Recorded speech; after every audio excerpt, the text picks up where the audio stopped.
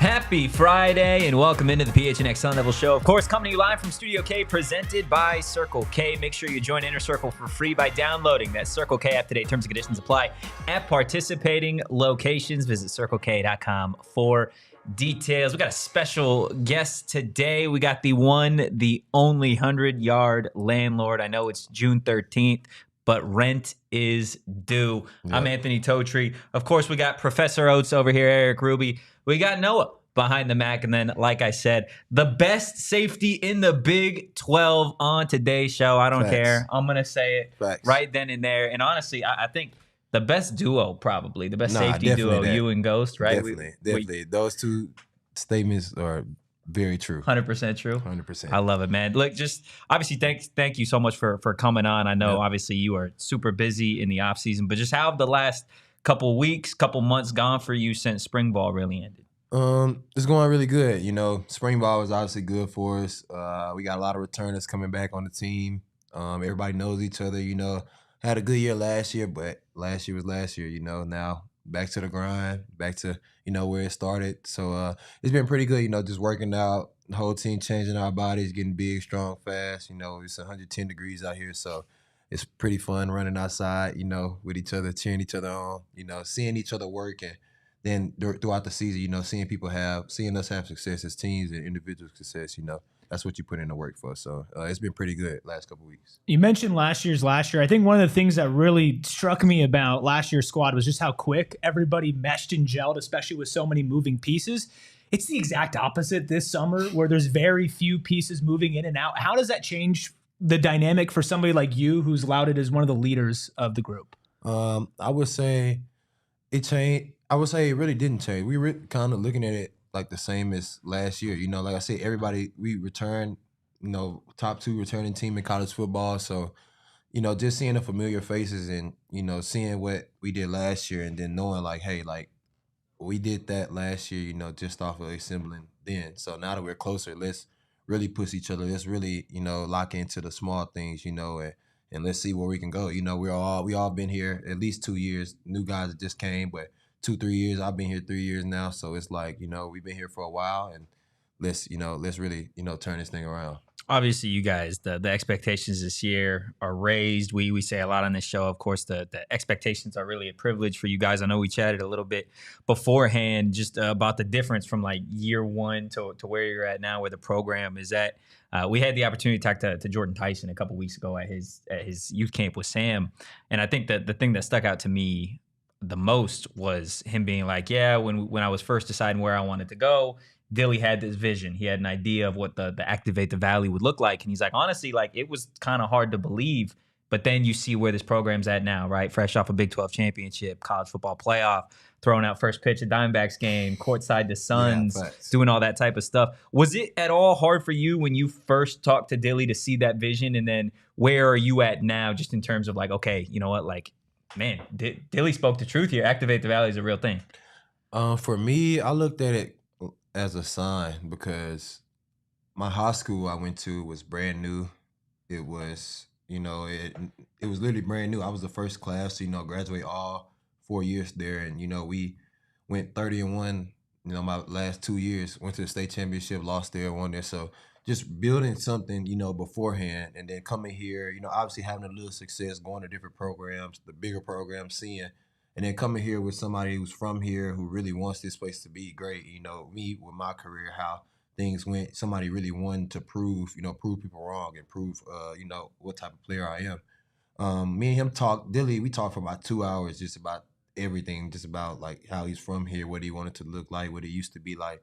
And I could really see it, honestly. So that's why I've always been so vocal. That's why I've always been, on putting myself on the front line. Like, oh, I believe we could do this. I know we could do this, do that if we put in the work. So for me, it honestly, like I said, was a sign. I really truly did believe, like, it's just kind of a feeling. I've been on teams, that just assembled, that won championships, and I could kind of feel it, like, building up, and me as myself as a leader, I obviously, come in every day, try to set the standard for everybody, young guys, and just come in the building and work every day, just be around people who really want something, who really are playing for something. So I think from the moment that we talked, I think that I saw it really. Yeah. Where does that leadership come from? Is it like a natural trait for you? Was there somebody that you maybe learned from when you were growing up, or is it's just always been X? Yeah, it's literally just always been me. Like, you could literally probably go get a guy that I played Little League football with, and they probably tell you, nah, he always been the same person, He always been the loudest, stuff like that. But I don't know, like, I think it's just, just having that true passion for the game, just playing it since I was a kid at the park. Like, I've always, really loved football. So, like, when it comes to it, I'm all about, and I feel like the great ones are the ones that, bring people with them too, people around them. So, yeah, it's just been like that ever since, really. You mentioned growing up. Obviously, you just had this passion, this love for football. You brought up your high school. Glenn saying the OG of Texas to Tempe. Obviously, the Texas to Tempe just mantra that this program is building. You guys got a lot of Texas guys. Yeah. Now you're in the Big 12 playing these Texas schools. I mean, you won your Big 12 championship in the state of Texas. Just what's it like to see all of these players, these kids from Texas find a home here at Arizona State, similar to the way that you have?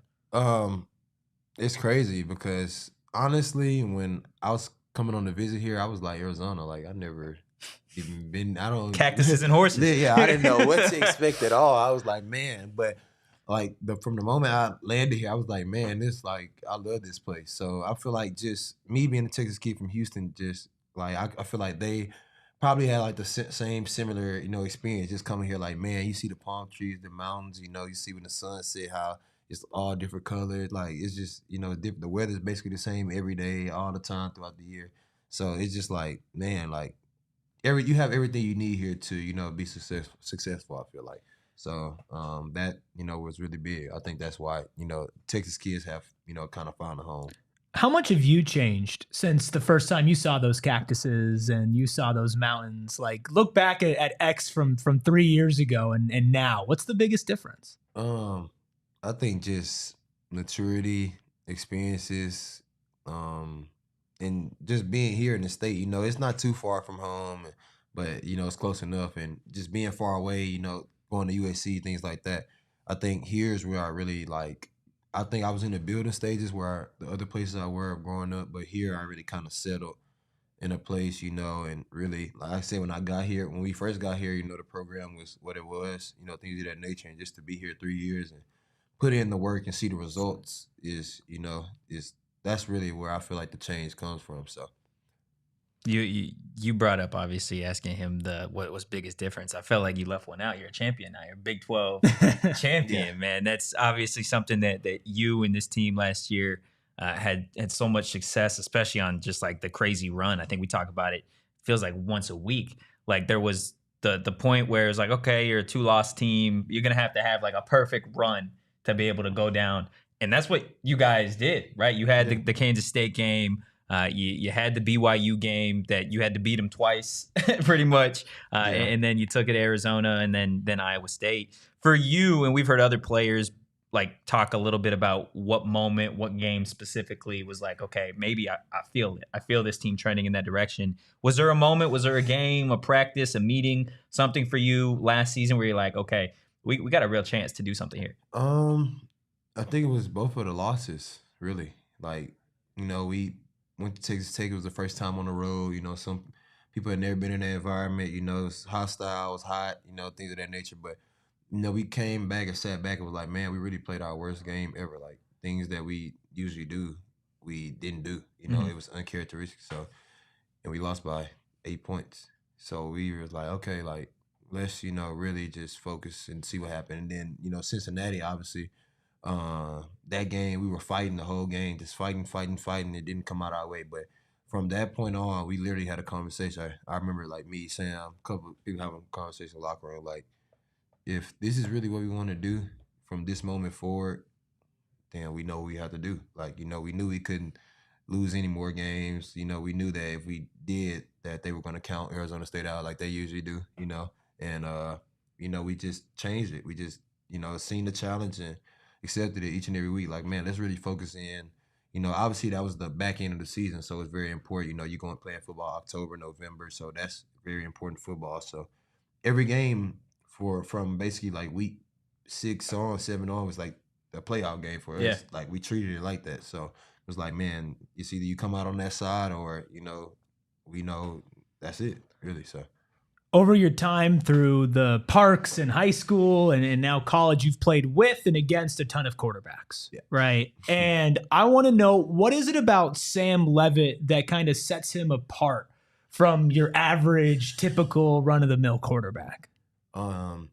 Because, Sam's going to be there. He's going to be there with you when it's hot and running. He's going to be there with you when you chilling. Like, he's just there. Like, he's around. Sometimes quarterbacks kind of, might put themselves someplace, or people might put themselves some way, but he's truly like humble. Like, he's, not different than anybody else. He really still wants to work. He puts in the work each and every day. He comes in, set a standard, for, and obviously he's the leader. He has the ball in his hand every play. So, it's very important. And he knows what he needs to do, in order to do what he needs to do. So I think just seeing him handle business, how he goes about it every day, come in the building, like he's a true professional at that position. So I think that's really what it is. Just his mindset is what, separates him. I play with obviously a lot of guys, a lot of different guys, and I would say that his mindset is similar to mine, so. You bring up your mindset. I'm curious. There again kind of been, whether it be Sam or Jordan, or you go back to Scat last year. I think you're most certainly in that conversation for that type of player that's going to have an impact, and that's already had an impact on Arizona State. And they talk about the goals and kind of what's on your mind. Obviously, this season at Arizona State, we talk about the expectations, but for you, obviously there's so much after this, right? There's hopefully a long career in the NFL. What's on your mind going into 2025? Goals, expectations, things that you want to accomplish, doubters that you want to prove wrong? Yeah, honestly, after last year, I'm my biggest, hardest critic, whatever you want to call it, but I honestly really feel like I really didn't have a good year. Like, I really didn't. Like, it was my first time kind of playing football again, kind of getting my feet wet a couple games, and then and I feel like I started to get in the groove, it's on the back end. So just being in that situation and coming back in this off season, the way I'm working, the way I'm eating, the way I'm doing everything, like preparing myself because I know what I'm capable of. So, I'm really excited because obviously, I see everything out there. Like, I feel like last year I was sitting here kind of saying the same things. Like, I see what everybody's saying. I see this, see that. But type of guy I am, I always know, like, once I say I'm going to do something, I'm going to do whatever it takes to do it. So obviously, being an All-American is, one thing that's very high on my list, and I feel like, personally, and I feel like after that, everything else will take care of itself, with, obviously having a successful season as a team and things of that nature. But that's really all. High expectations on you individually, high expectations on this defense. Our chat's absolutely loving that you're here. They're all over it. Glenn wants to know, what are your expectations for this defensive unit as a whole? To finish top 10, to be, a real elite defense, one of those, defenses, obviously 2024 defense, but, to be like, okay, those guys came out in 2025 and like 10 years from now, you're going to be like, that 2025 defense was like crazy. Like, they just shut people out. Like, it was just crazy. Like, and then, we felt like really that, obviously being in the stadium, the environment, it's super loud in there. So playing defense at home last year, just kind of with guys you just now getting to know and being in those situations, we felt like it was, challenging. But that's really what we're working on, communication, because we feel like if we get lined up and communicate, then we can play with anybody in the country. 100%. I feel like I've been banging on this table all offseason, being like, it's going to be a top 15, top 10 defense in the country. And part of that is because you guys obviously returned so many starters from last season, minus Shamari. But you got some guys that have kind of been in this system before that are really going to be thrusted in some important spots, right? You got a guy like Montana Warren. You got guys like a Rodney Bimage that are certainly going to be big pieces this year. How many of these young guys and which ones specifically stood out to you in the spring and then are still making an impact on you in the offseason? I would say Montana because, I mean, he's kind of like the little brother. When I got here, he got here. So, you know, just being an older guy in the room, somebody he could look up to. Obviously, Rodney. All the younger guys I feel like are starting to step up. Chris, Tony, you know, just, you know, even the transfers that we got. Everybody, you know, feel like we set the standard, you know, last year. And it's like anybody coming in, it's either this or that. That's all. It's the standard or above the standard, you know, and nobody under, you know, or nobody underneath the standard. So, no, I'm just excited to see, you know, those young guys too, because it's kind of crazy. Like when you're on the field, you kind of locked in the play, and then you see, you know, one of the younger guys make a play, and it's like, you know, it's just pretty cool to see, you know. And then especially they get excited, they talk about it, things like that. But you know, I explain to them that, you know, y'all don't think of it as, you know, being a young guy. Just think of it, you know, as you trying to get to your goals and do what you have to do to, you know, get to wherever you want to get. So we put out a tweet earlier today saying, what's the first thing that comes to mind when you see Xavion Alford? Now, one person said, funny guy with a laughing emoji. It just so happens to be, at 100-yard landlord on social. Are you a comedian? You the funny guy in the locker room? I would say I'm one. I would say I'm funny. People, they would say I'm funny. But I'm like sneaky funny, you know. I don't just come in cracking jokes. Sneaky funny, you know. I don't just come in cracking jokes, but you know, I might make a comment here or there, and it's pretty funny, you know, things like that. So, who thinks they're funny but isn't on the team? Whoa. Let me see. You can include coaches too. Who thinks they're funny? To be honest, though. We actually that is the crazy thing about our team, because we have too many people that's funny. Like, too many comedians. Yeah, too many. Like that's why I feel like, you know, that's why too. When people probably watch our stuff, they like, oh, they probably playing too much. But like literally, like it's like we had that balance between, you know, being funny and, you know, flipping the switch, being serious. So, and I think that's why we're able to, you know, play how we play, you know, for each other, for the coaches, because it's just natural. It's just genuine. Like it's just everyday interaction, like normal people. It's not, you know, obviously we have a standard when we're working, but still it's like we're a family. Like we're here around each other probably 330 days out of the year. So it's like you gotta at least be cool or like the people you're around, you know, I feel like to get, you don't have to, but to really get, for them to push you, you know, in different levels, stuff like that, they really have to know you. So I feel like that's what makes us. William in the chat says, you're a comedian for real. Yeah. So there you go. Getting the outside validation. Will, former teammate. Yeah, Will would definitely know. He would definitely, if anybody, he would definitely know. Shout out Will. Shout out to Will. A couple other comments here. Future NFL cornerback, star in the making. What do those types of comments mean to you now when you've had such a, you know, a long and you know, up and down football journey with the year that you had to take off and everything? Those comments to me obviously mean a lot, coming from, you know, the people they're coming from, but those comments are, to me, are the standard for me. You know, it's all, since, like I said, I've been playing this game since I was young, and since I started playing when I was 3.5 years old, I said I was going to be in the NFL. So, you know, I feel like, and the type of guy I'm going to put in whatever work I have to do to get there. No matter how I get there, you know, I feel like that's just me. I'm just going to do it. Last two responses I want to share. One person just says fashion. Fashion. Are you best dressed on the team? I mean, I think it kind of speaks for itself. Okay, who's the same question with the funny? Who's the worst dressed on the team? Worst? Yeah. Ooh. Coaches can be included. And if that's too harsh, maybe give like a position room. Maybe, you know, who needs a little work, right? O-line, needs to go to the 100-yard landlord school of makeovers. You would think O-line is, but they actually like get pretty fly. Like I'd be like, really? like before the games or just being out, I'd be like, okay, you know, Max is the guy. He's bigger, but he could dress. Josh, no, even CJ, you know, a lot of them they dress. But let me see, worse. You can go on last year's team too if somebody really stands out. The specialists, yeah. It came to you right there. It came to you. Kickers, punters, all of specialists definitely, yeah. You know, specialists kind of got specialist swag. It's yeah, like specialist swag. You know, yeah. What's a punter swag? Dog? You know, it's probably like turtleneck. Stop. Nah, probably like some capris or like cargo khakis. Like they're going some out type of golfing a little bit. Yeah, like golfing it all the time. Yeah. Like, even when you're not golfing. Yeah. Last thing. Doug Tamaro says, one of the nicest, most appreciative, and friendliest Sun Devils I've been around across all sports in my 3+ decades. It's been a joy to be around him, and I look forward to the 2025 season. What does Doug Tamaro mean to you in Arizona State football? Oh man, Doug. Shout out Doug. Thanks. He's been around here a long time, but ever since I've got here, like he's just been, awesome. Like he's been an awesome guy. Obviously working with media and things like that, but Doug, he's just a great person. Like I feel like we really like here at ASU and the state of Arizona really is just great people.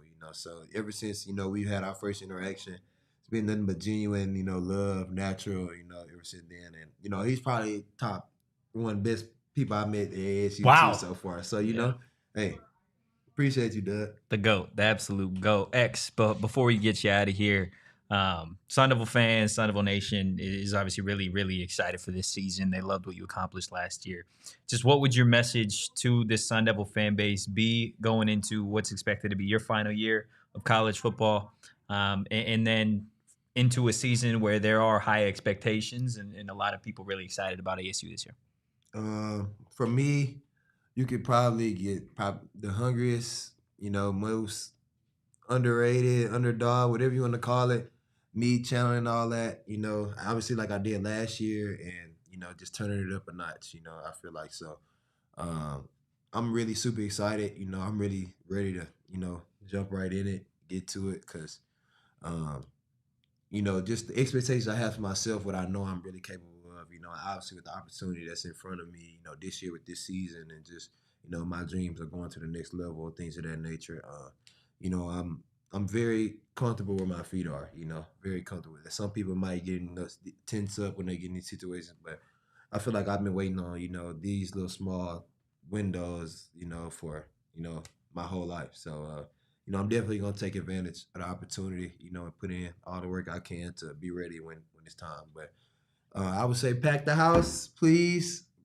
We love it when it's packed. Even travel with us on the road, but definitely gonna be a special season. Definitely. It's gonna be a lot of fun. X, we appreciate you coming in. If you want to follow X on social, it's really easy. Best nickname on the team, best handle on the team. Best nickname maybe in sports, to be honest with you. At 100-Yard Landlord on social. And we will be back. But of course, while we got Nadia's here, we have to show you maybe the best piece of content that we have ever put out here at PHNX. Of course, this is Smack the A.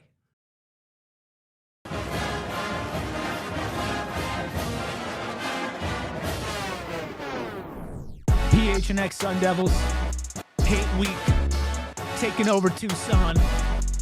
We ain't gonna back the A. Nah, we gonna smack the A. Listen, we gonna smack.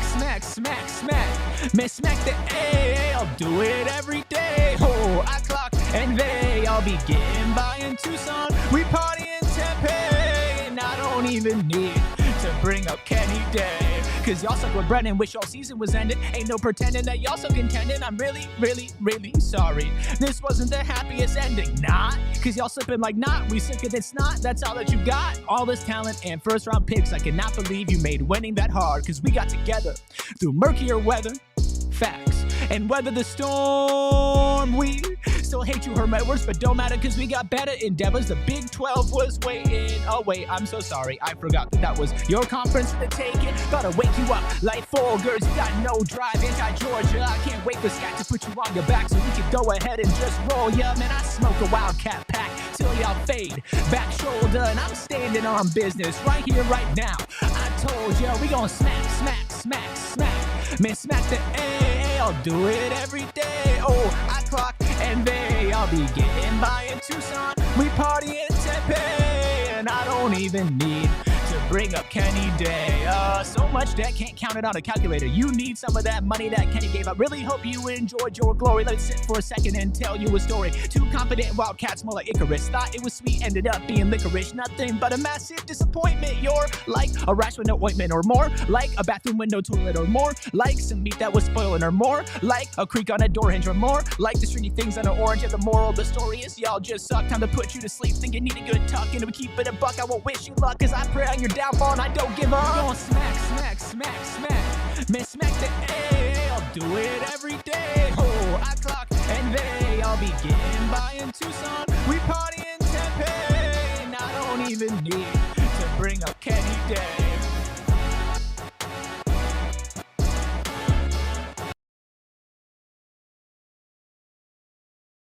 Still a bop, though. Come on, listen. That was definitely a moment. What an incredible conversation with X. We're gonna react to that. We got baseball talk. We got hot. Let's go. It's Friday. It's one hell of a Friday. On.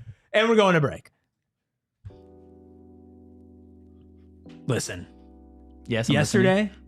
Yesterday, I ate 2 Frosties from Wendys. Strawberry swirl girl. No regrets. One of them was a strawberry swirl. The other one was like a chocolate swirl. But they have so many new flavors. It's big, big news. All new Frosty swirls and Frosty fusions at Wendys. You can get the base chocolate or vanilla. Then you can get Oreo brownie, caramel crunch, Pop-Tart strawberry, and not to mention, you can get all of them at once like I did yesterday. Are you a strawberry swirl girl like your boy, or a caramel craze fanatic? Maybe a brownie batter buff. Whatever it is, it doesn't matter, because if you're craving it, odds are Wendys has a Frosty for it. So clock in for sweet treat time anytime, including midnight or later, with Wendys all new Frosty flavors, a refresh on a classic. Brother, it's gotta be Wendys. At participating U.S. Wendys locations, hours may vary by location. I love it. I also love what our friends over at Mountain America Credit Union are doing. Of course, they're committed to helping their more than 1 million members actually get to some financial stability. And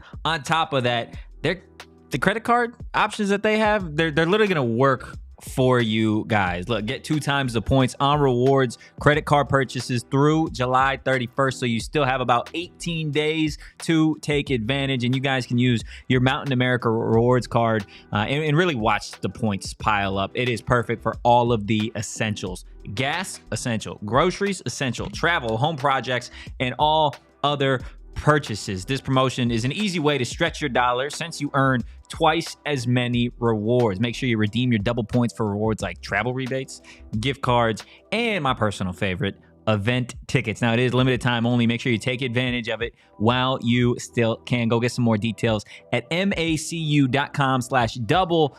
Loans on approved credit. Offer can change or be withdrawn at any time. Limited time offer. Terms and conditions do apply. You know, I'm thinking about the person who clicked on this stream expecting Xavion Alford, and they got smack. Yeah. Also, didn't know we were going to play that today. Awful day to be wearing the same clothes. Like, yeah, that's tough. That's tough. That is tough. That's pretty tough. But you know, we make remix coming soon. No, maybe a new what song. if we get a Dilly feature? Okay, if Dilly was like, yo, I'll drop a verse for you. A Dilly, a Sam, an X feature. You know, if we could do that, then that's something. I mean, that beat though. I don't know if there's any topping that. That is the ASU fight song remixed into a beat by my personal friend. So. If there wasn't, if I didn't make a joke out of it with the auto tune, we're thinking like probably like top 15, top 20 of the Billboard Hot 100. Yeah. But, I mean, maybe top 10. You might be selling yourself short. I mean, I might be. It'd be same as ASU's defense, top 10. Oh yeah. There we go. Season. How are you feeling after that conversation? I love it, man. I'm ready to run through a wall. The X is obviously one of my favorite players on the team. Just an overall really, really good dude. And he's somebody that I think you go back and you look on just the ASU social media and see like the little hype videos that they do, or you see those halftime speeches, the pregame speeches, and X was always so involved in those, right? Being that vocal leader. I don't know how much of that he's going to be doing this year, as opposed to maybe passing the baton a little bit to somebody that's maybe going to be here for the next few seasons. I have a feeling he'll be doing both. Probably, yeah. But regardless, X is, again, and I think you could really hear it in his voice, and you could see it if you're watching.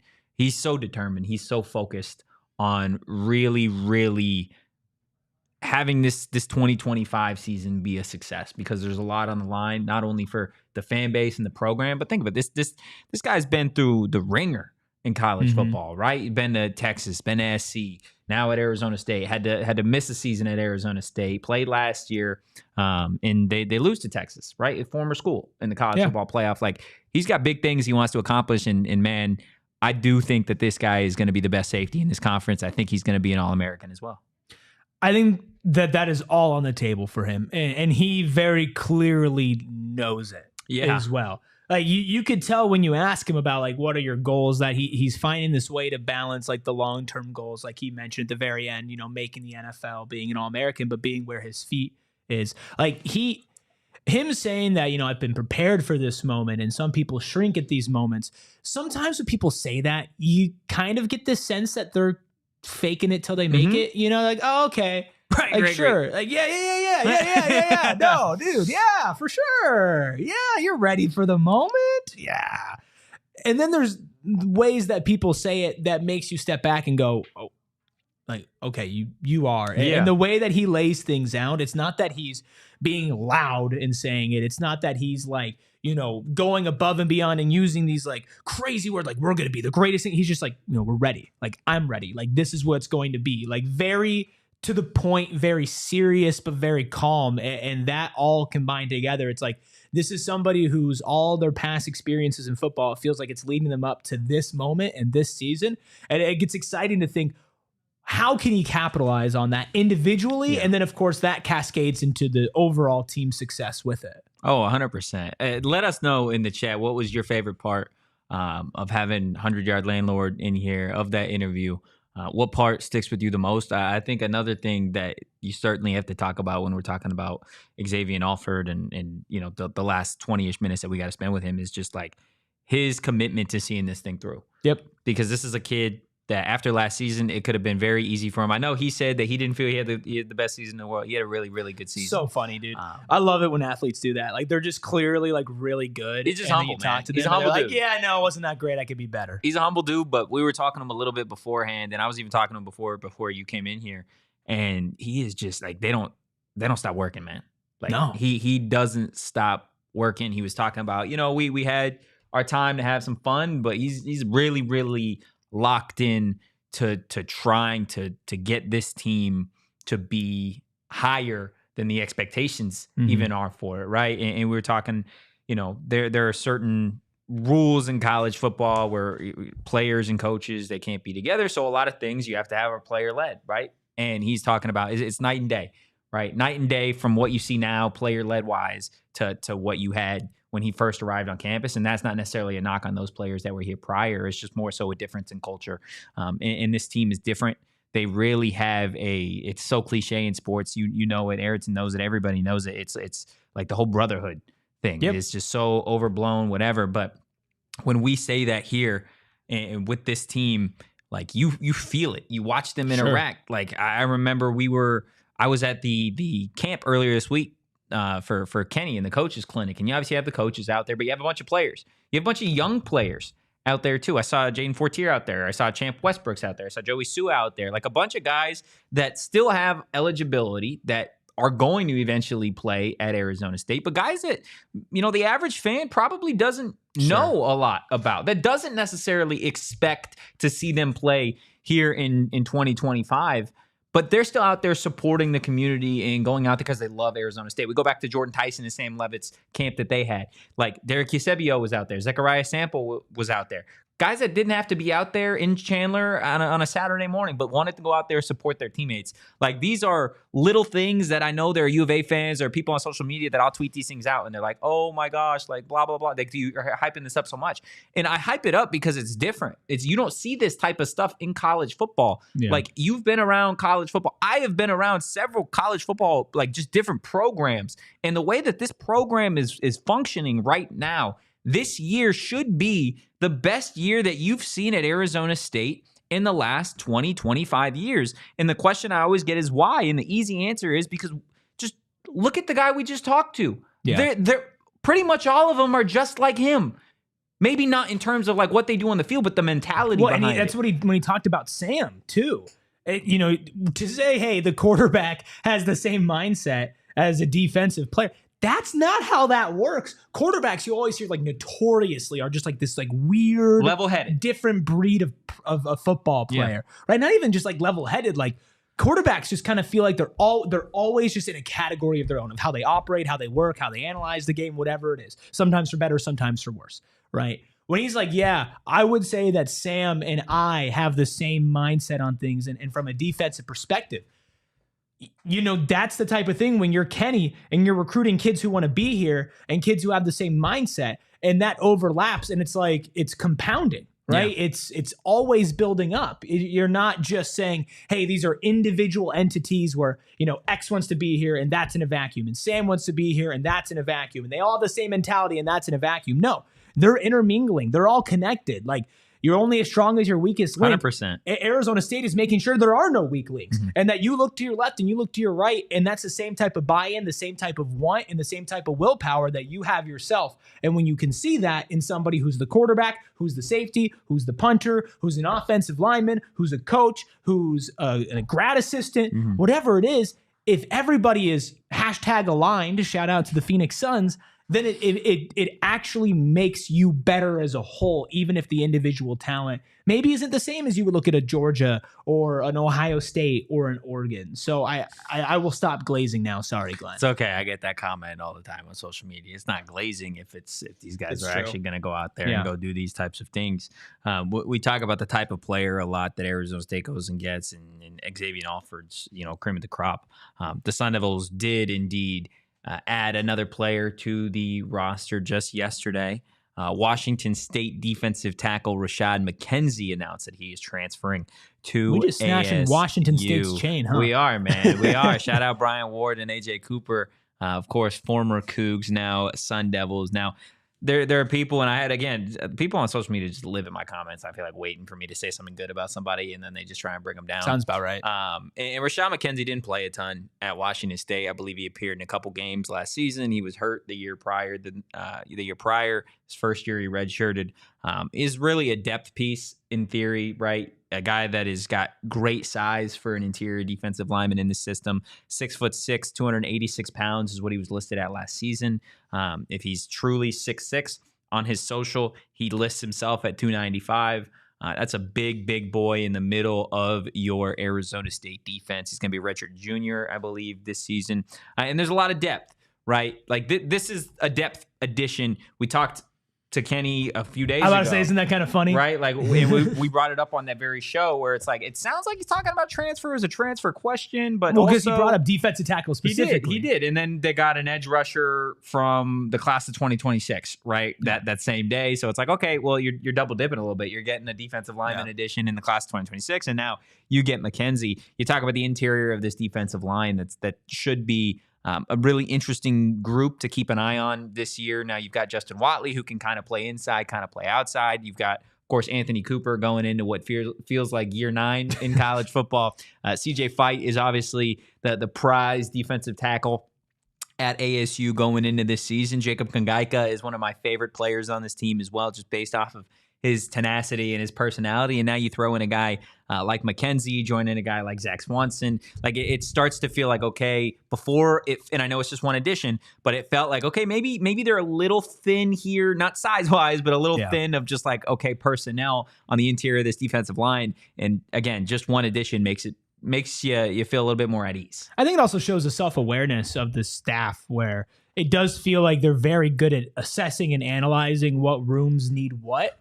Whether it's the addition of a player, whether it's maybe specific attention, whatever it might be, to be able to look at your roster and to be able to self-analyze and look at your own problems and then go out there and, I say solve them loosely because we don't really know if they're solved, but do something to address those problems is something that I think might go a little underrated now that we have a program and a staff that does that consistently. Oh, yeah. But how many times do you look at other programs or did you look at the Herm era and it's like there feels like there's just something that's like glaring here, whether it's the in-game like penalties, right? And you're so sloppy. Gosh, that was so and irritating you're for such undisciplined. A long period of time. Right. And it's so clear to us. But yeah, and that's the thing. Like if we can see it, you can see it. And that's the thing where it's like you and I can sit here and talk about, hey, maybe they need a little more depth in the defensive tackle room, right? or on the defensive line, and nothing happens. Right. And it's like, oh, well, we see it, but they don't really see it. How often is it that you feel like you can see something from an outside perspective and analyze it, and then the team just goes out and helps fix it and does it, right? Which is why I'm so comfortable with replacing Scat, which I know kind of feels like a weird thing to say because he was such a big entity and such a big part of the team. But if you don't think that Kenny and Arroyo and Iguano and the running back room and the offensive line room and Saga, if you don't think that so much of their time from January to August is going to be dedicated to how do we overcome that? How do we fix that? I don't know what to tell you, because that's they've proven that is the type of people that they are. And that makes me feel more comfortable as things always change, whether it's on a roster perspective or hell, dude, even like a rules perspective at this point too. Yeah. I mean, it's funny you bring that up, and you can kind of look at the program as a whole, right? Of like, boom, there's a glaring issue. The program can either choose to ignore it and say, hey, we feel confident with what we got, or they can address it, right, as a real issue. And you bring up like maybe the depth on the interior of the defensive line. But heck, how about what Dilly has been talking about all week in terms of like local Arizona recruiting? Yep. Because that's been an issue for such a long period of time, and how many regimes at Arizona State have either ignored it, kind of gone forward with the same exact plan and not been able to adjust. And Dilly's over here saying, you know what? Screw that. It didn't work. It didn't work for us. It didn't work for them. It didn't work for the guys before that. But we're going to change it because we want this program to be something that it's never been before. Like, I mean, if you want to, there's some sort of saying, and I know I'm gonna butcher it, right? But if you want something you've never had before, then you got to do things that you've never done. And that's exactly what Arizona State and Kenny Dillingham are trying to do here in 2025, whether that be local recruiting, whether that be sitting up and acknowledging, hey, we have maybe some depth issues here, there, another, and we're going to solve those. Yep. We lost Cam Scadaboo, our workhorse. Guess what? We're not going to sit back and say, you know what, like, well, that's that. That was a great year. No, we're going to lean into it head on, and we're going to attack that problem. And I love that point that you made, because it really does for every single point on this staff, on this team. There isn't a fork in the road of like, acknowledge the issue and solve it, or boom, we're just going to ignore it and go with the course that we have. Never. And I think my final stuff on that before we hit our last break here is, do you think they didn't know that Cam Scadaboo was gone after next year? Like, you don't think... If you look on social media, it feels like people outside-wise think that. You don't think that... Like, here's the thing. I love a staff that can, analyze the stuff that we're talking about and do something about it, because that means they've been thinking about it for the last 6 months. Yeah. Right? That is something to where, if you don't think they've already started planning probably during the season of what to do without Cam Scadaboo, or like raising in their system somebody like a Kyson Brown, right? Or a Raleek last season as well. There are so many different layers to this, and I do hope, and I'm confident that it will, but obviously nothing is guaranteed. I do hope that there is a pretty significant payoff for the season. I would agree. 115%. Look, we still got some time here in the PHNX Sun Devils show. Of course, it's Friday. We got hot or not. We're going to chat a little bit baseball-wise here, but we are going to take our final break. It's been a long week. It has been a long week. I showed up today and you looked like you were out of it. Hey, Kevin Durant has got me stressed, buddy.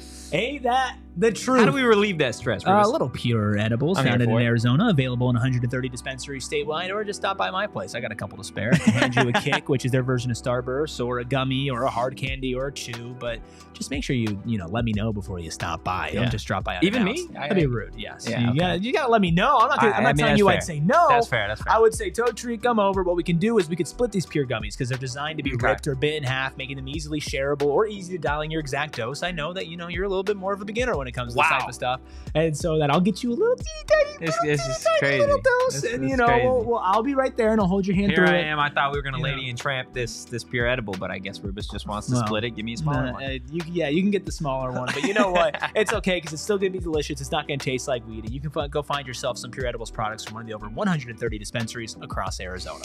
Look, you've got yourself some Pure Edibles. It's a Friday night. You're sitting back. You're getting ready. By my place. You're getting ready to turn on Arizona State 2024 highlights. And what's missing? Well, the easy answer is some Circle K snacks to indulge in while you've got your Pure Edibles, while you got those highlights on. While you are at Circle K, though, if you're an Inner Circle member, just fill up. the big question for you, why? If I've already got 3/4 of a tank, well, you're going to save money. Circle K is trying to help you guys save money every single day, and every single time that you pull up to a location. Again, all you got to do is be an Inner Circle member. Super easy. Go to the App Store, download the app, email, phone number. That's it. Next time you pull up to the pump, you are going to start saving money, like saving 25 cents per gallon on your first 5 fill-ups. Every single day after that, you guys can save 3 cents per gallon as well. You're probably sitting at home being like, 3 cents per gallon is not that much. It adds up. A lot. It adds up in today's economy. Guys, make sure you join Inner Circle for free by downloading that Circle K app today. Terms and conditions apply. At participating locations, make sure you visit CircleK.com for details. I went to Circle K yesterday. Love that for you, Yeah, man. I did too. Played a little basketball. I was like, I need a nice little electrolyte drink. Yeah. And a nice little A protein drink that bar. shall not be named. Yeah, drink that.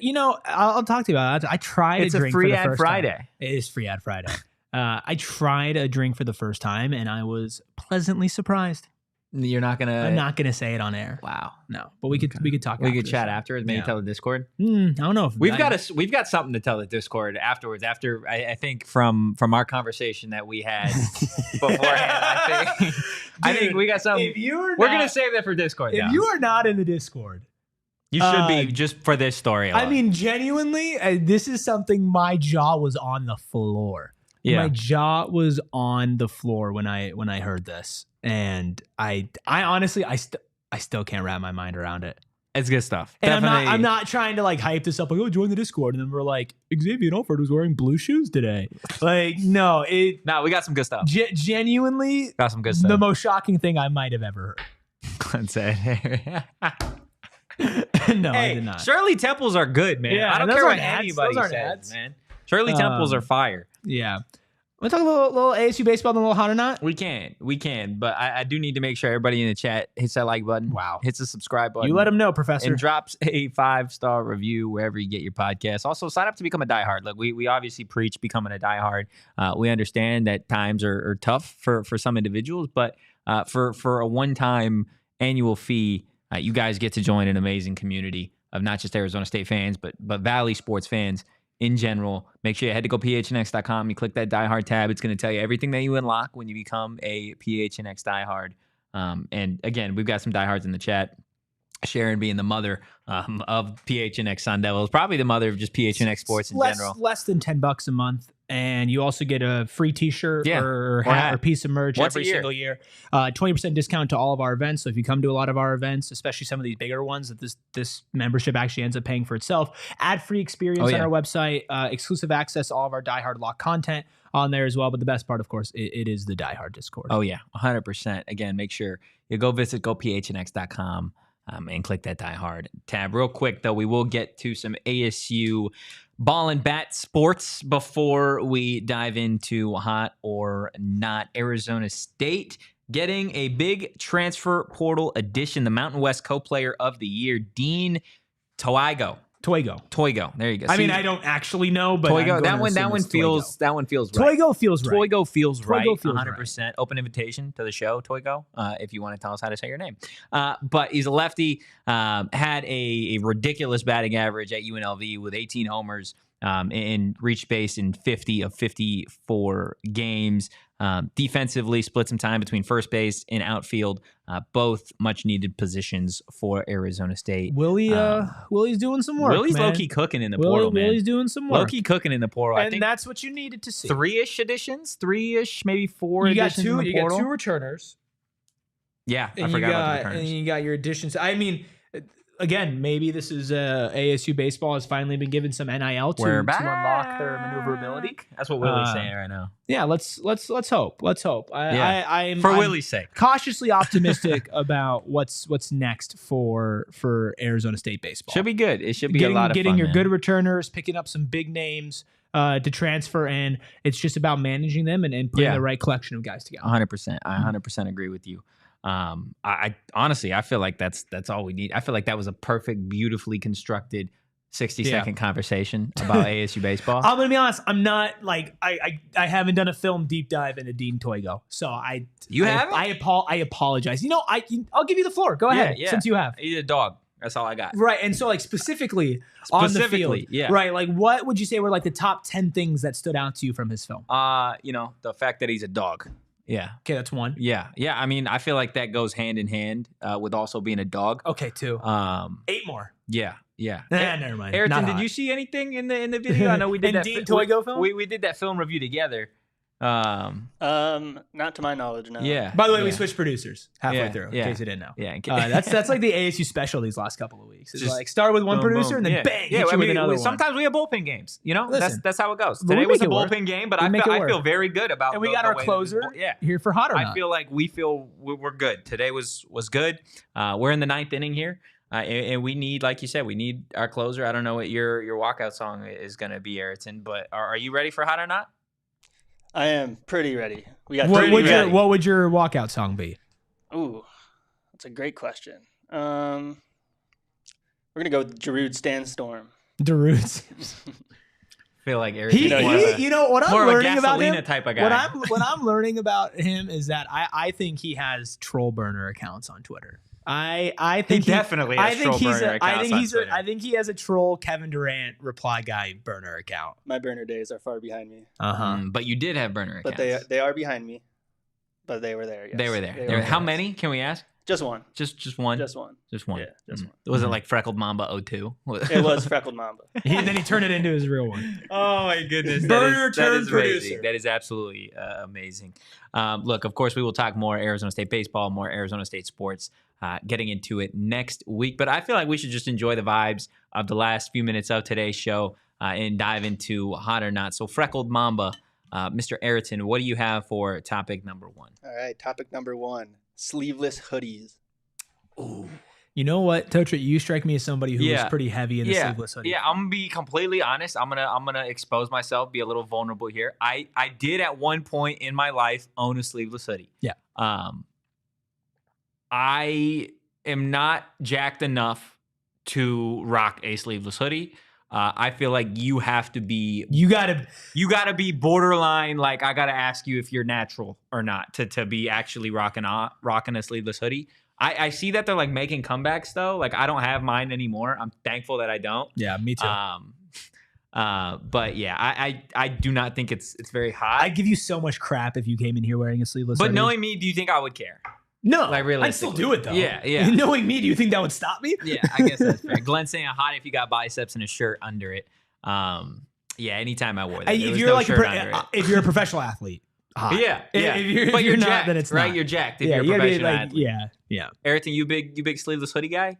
You give sleeveless hoodie energy. Heck no. No. I had a short sleeve hoodie. No. You had a short sleeve. I had a short sleeve, which is maybe worse. Yeah, it is worse. It is worse. I got ASU coaches rock the sleeveless hoodies a lot, though. Or not the sleeveless, but the short sleeve ones. I'm just like, the point of a hoodie, right, is to keep you warm most of the time. Or like, I'm big wearing like hoodie to the gym, get just extra sweat, go, locked in. Don't talk to me, hood up, headphones on, whatever. So for you to either have a sleeveless one or to rock a short sleeve one, it's like, okay, this makes no sense. Yeah. It defeats the purpose of why you are wearing a hoodie, right? Like Bill Belichick, he coined it. It's Bill. I don't have, a bunch of championships to realistically be like, you know what, I can wear whatever the hell I want. Well, also, Bill's not allowed to wear whatever the hell he wants anymore. You're right. His girlfriend, fiance, business partner. The amount of Bill Belichick jokes that I get off on this show are kind of crazy. It's like once a week, at least. You got a Billy B joke? No, I got to run a by his girlfriend first. Good, man. That was good stuff. Thanks. Funny guy right here. What do we got for topic number 2, Ayrton? All right, topic number 2: screen doors. Ooh. Hot. Okay, you gonna explain that though? No. Hot. But why? Why is it hot? Screen doors, because you can block the bugs from the outside while still getting a nice breeze inside. What's the downside of a screen door? Just shut the door and turn the AC on if you want the breeze. Okay, but what if it's nice outside? Then go outside. There is never. Finally, we found the thing we're going to argue about today. Screen doors. Huh? There's never a situation where there's just a screen door. There's always the other option to close it all the way. So there's no downside to screen doors. It's if you want to use it, you want a breeze, you want the outside sound, which, if you love the world, you love nature like me, you want. Screen doors are hot. I don't know, man. Sharon says hot. Jacob says screen doors in Arizona, not hot. I'm not a fan of screen doors. I feel like they're kind of pointless. Like either open the door, They're definitely go outside. not pointless. They're pretty pointless, man. They're like definitely I'm pretty not sure pointless. I just destroyed your argument here. No, you actually didn't at all. Yeah, you want a breeze, go outside. Okay, but what if you want to sit inside? Turn the AC on. Turn the fan on. There's nothing wrong with screen doors. I will stand by this take.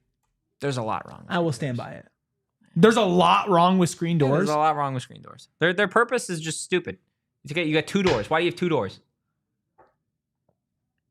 This guy. Ayrton? I'm a big fan of the screen doors that aren't screen, but they're like metal, like I hear you. fence almost. I feel Huh? Big fan. Big fan. Big Huge fan. fan. Metal fence I'm a doors. big door Dude, guy. dude's wallpaper is Big a door guy. metal screen door. Glenn says they're not They're pointless. definitely not I feel pointless. like they're pointless, man. I feel like they're kind of pointless. Bring us home, Ayrton. All right, final topic is toothpaste that is not mint flavored. Not hot. Not hot at all. Like Not hot like at what? all. Like strawberry That's flavor? gross. If Anything. you're somebody, look at me. Look at me right now. If you are somebody that buys like strawberry toothpaste, you're scum. It's gross. It's disgusting. It's not okay. Unless you're like a literal child. Seek help. No, even if you're a child, grow No, up. it's grow okay. up. It's okay. Grow up. Use I'm here to mint tell the children. toothpaste. I'm here to tell the children. Use mint toothpaste. It's okay to not like use an mint adult, toothpaste. like a normal person. You're not an adult. Nobody so you can do what you needs want. raspberry. Like you can use the toothpaste. toothbrush No. that sings to you while you're brushing, Okay, well, and you tooth, can have tooth tunes are a different no, story. hashtag free ad Friday. Those are cool. Tooth tunes are really cool. I had one, and it was really awesome. It's getting hot in here. That was the. Oh, really? Yeah, it was the tooth tunes that I had. What? It was awesome. Yeah. It was awesome. Really? Yeah. Or no. That's There's not no the song. way. That's not the song. Oh man, every time I think about it, I forget the actual name of the song. Let's Get It Started.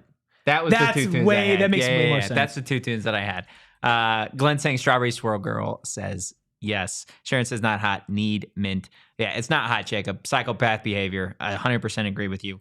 Let us know in the comments. Sharon says when my daughter was little, she described mint toothpaste as too spicy. Why is it spicy? Ayrton, this is big here. This is, bottom of the 9th, 2 outs. Don't sell this. We have one more. I think this is it. This is the last topic here. But I'm curious on your, what do you think on flavored toothpaste that is not mint? Oh, you can't put anything that's not mint flavored toothpaste on your toothpaste. Thank you. Or Thank on your you. teeth. I appreciate Yeah. that. That's clear as day. That was big. Well done. You closed out the game beautifully. We got out of here with the dub, I would say. Anything to lead Son of a fans into the weekend? Pray for me. Pray for this guy. Yeah, pray for me. And pray the Suns get actually a decent return on Kevin Durant. Just pray that the trade happens when I'm available this weekend. Yeah. Let's just see. pray for that. Knowing our luck, probably not. Probably not. And then, go back and re-listen to the interview with X and tell us your favorite part if you're not a member of the Die Hard Discord and you want to hear, honestly, maybe the craziest Arizona State story of the last 5 years. And I might, come on, dude. It's definitely up there. Maybe post-Herm era. Yeah, post-Herm era. It's definitely one of the crazier things that I've heard. Yeah, absolutely nuts. So make sure you become a Die Hard today to figure that out. Crazy we might just have to record a video For diehards only? because it's just Lord. Yeah, we crazy. could potentially do that. Guys, that is going to do it for today's episode of the PHNX Sun Devils Show. If you enjoyed today's content, give us a follow at PHNX_Sun Devils. You can follow me at Anthony_Totri. You can follow Professor Oates, also known as the Strawberry Swirl Girl here, as Erik Ruby. That is Erik with a K on social. And you can follow Ayrton, the man behind the Mac, at Freckled Mamba on social. And in the meantime, guys, have a great, safe weekend. Go Devils. And peace. We all silly like the mayor.